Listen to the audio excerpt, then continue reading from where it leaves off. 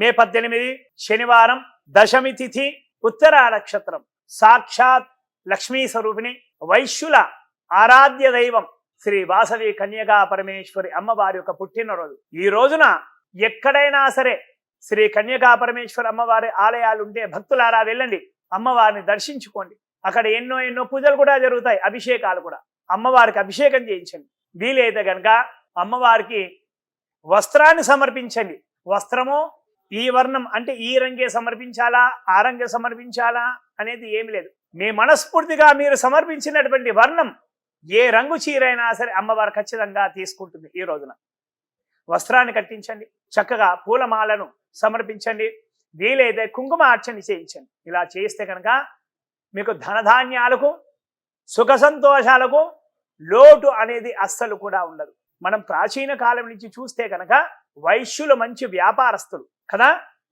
ప్రాచీన కాలాల నుండి, యుగాల నుండి కూడా వ్యాపారస్తులు లక్ష్మీ అమ్మవారిని ప్రధానంగా కొలిచేవారు.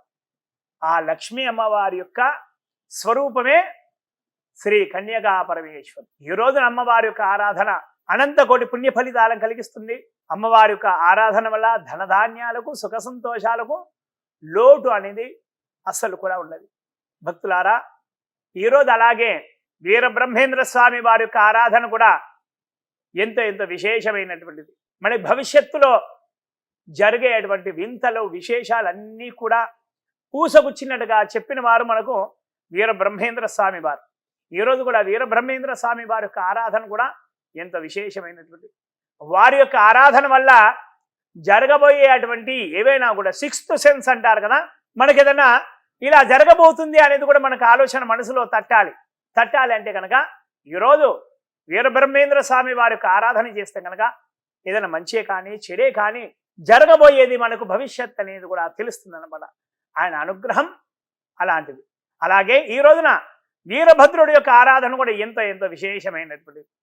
వీరభద్రుడి యొక్క ఆరాధన దాని ఫలితాలు ఏ విధంగా ఉంటాయంటే, ఆవహించినటువంటి చెడు గ్రహాలు ఏవి మనపైన ఉన్నా సరే, మన ఇంట్లో ఉన్నా సరే, మన వ్యాపార స్థలంలో ఉన్నా సరే, మన పరిసర ప్రాంతాలలో ఉన్నా సరే, ఈ రోజున వీరభద్రుడి యొక్క ఆరాధన వల్ల ఆ చెడు గ్రహాలు, దుష్ట గ్రహాలు అన్నీ కూడా క్షణిక కాలంలో దూరం అవుతాయి.